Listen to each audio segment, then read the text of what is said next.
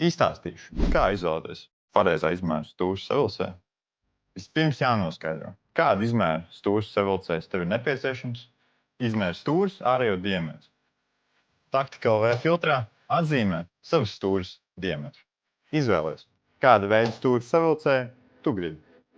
Izvēloties SCS klampu, noteikti pārliecinies, vai tev ir SCS dakši. Jebkurai citai kompresijas sistēmai tev derēs mono, double, triple, clamp savilcējs. Tagad redzēsi visus stūres savilcējus, kas derēs tam skrējējumam. Esam parūpējušies, lai svaru var apskatīt pie katras stūres savilcēja bildes.